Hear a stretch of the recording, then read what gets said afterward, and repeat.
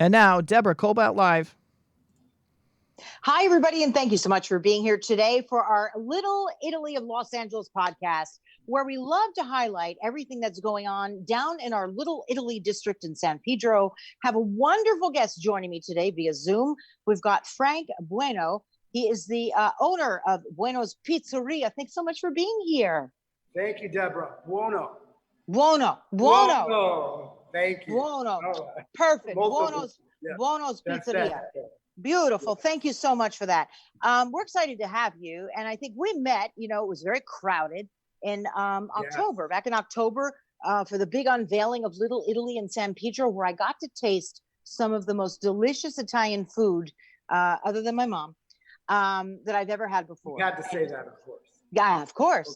Okay. So we want to talk a little bit about your business, your restaurant, and your history of coming to San Pedro. First, I'd like to say we are so excited to be part of the Little Italy project.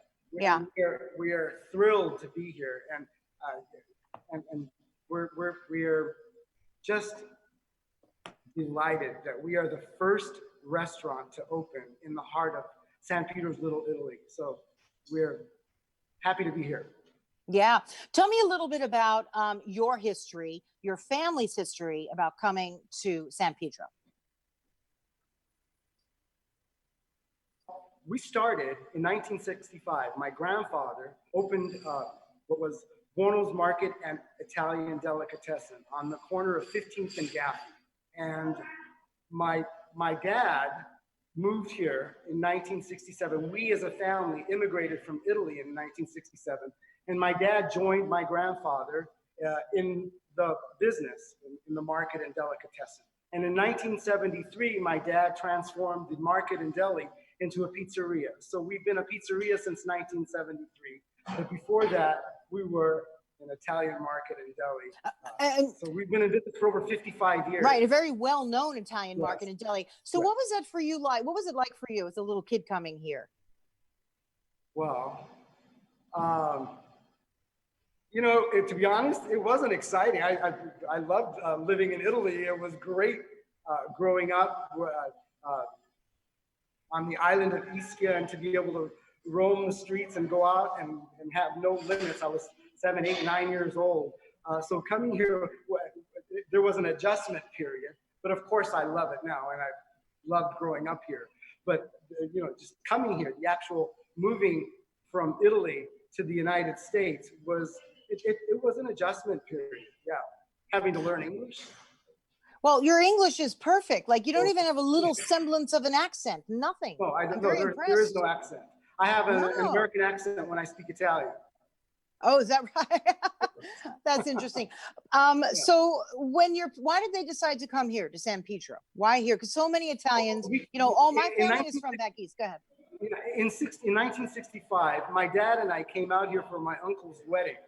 And the rest of my dad's family, all my aunts and uncles, lived here. And my dad fell in love with California. And he really liked the idea of joining his family. And he was the only sibling that was left in Italy. So he just wanted to be here with all of his brothers and sisters and his mom and dad. And, we had the experience. We had a grocery store and delicatessen in Italy.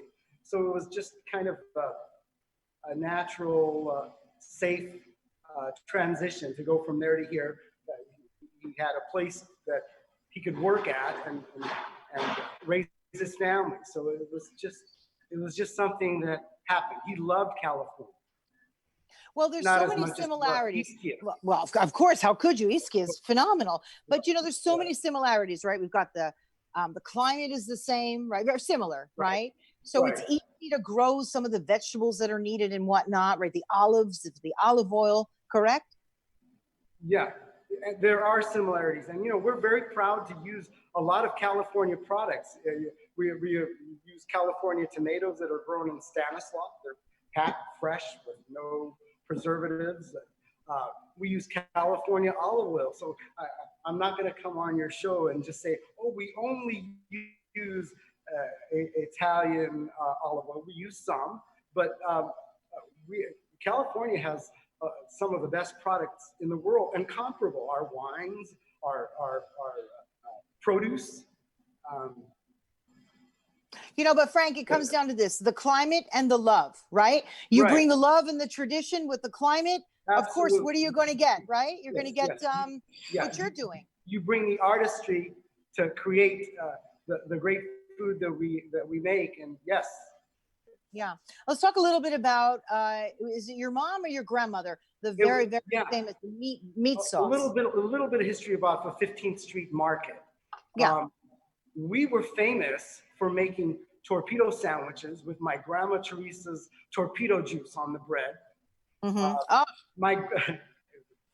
we still make the sandwiches today. We have people that are 60 and 70 years old that used to come in when they were teenagers.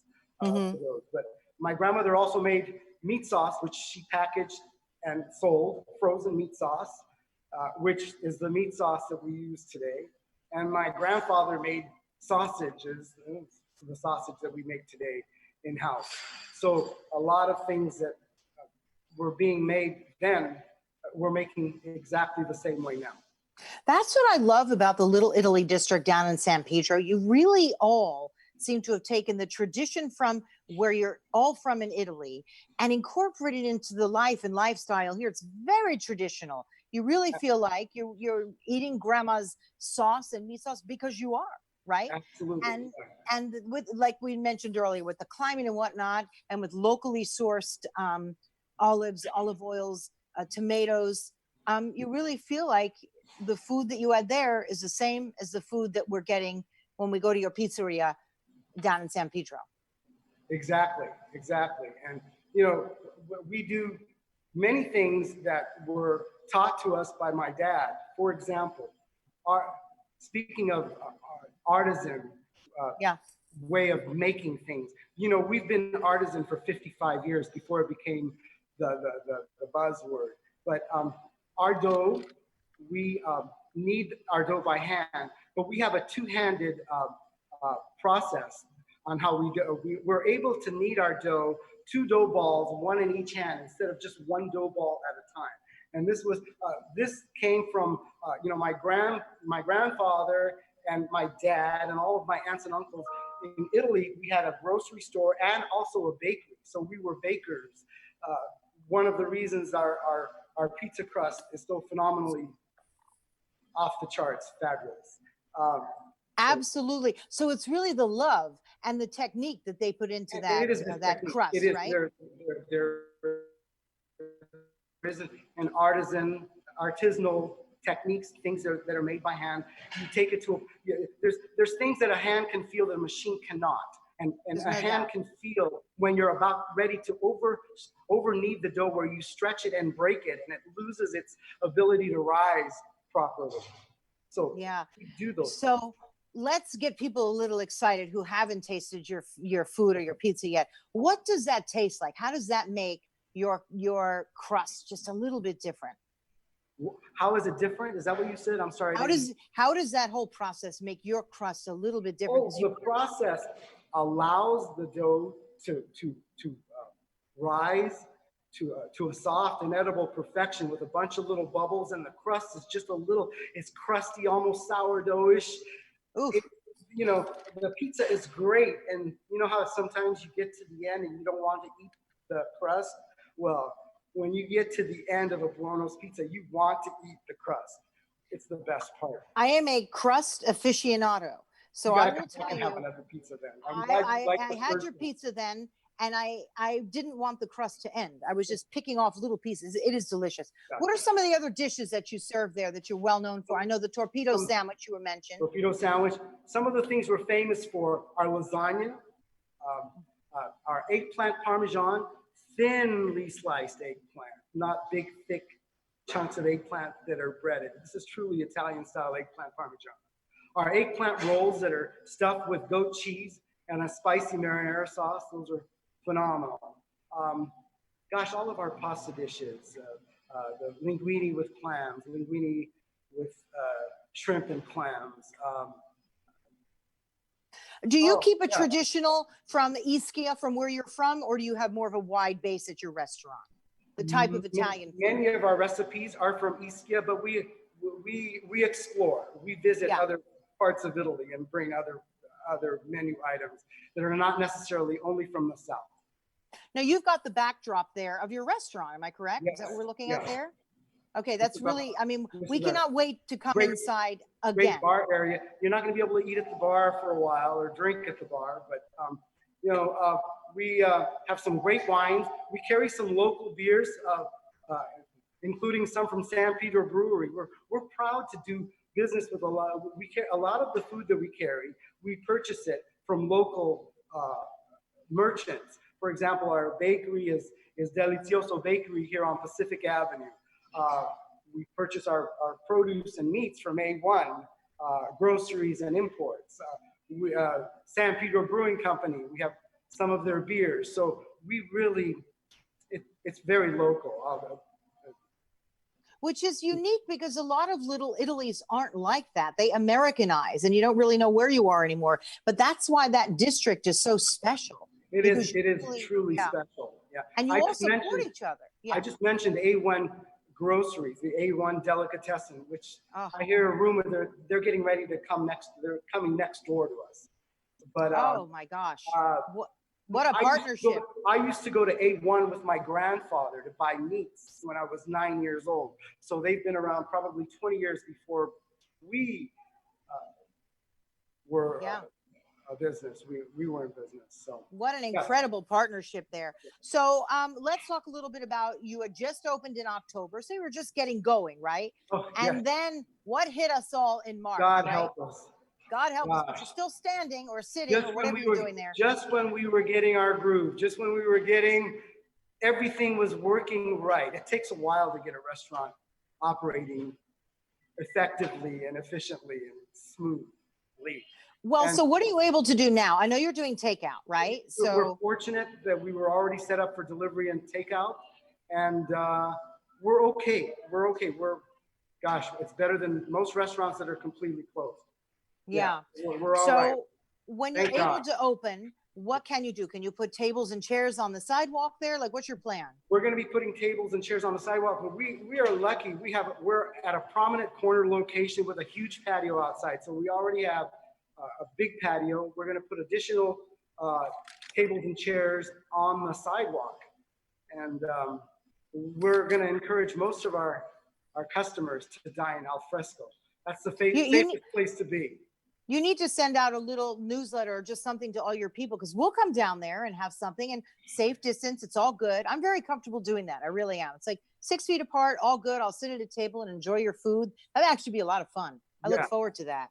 So this is a whole family thing, right? You've got your brothers. Let me see. We've got George, right? Yeah, I'm the general manager. My brother George, he's in charge of the finances. He writes my check. My brother Andrew, to him. You got to be nice to him, right? It's like I have to be nice to him.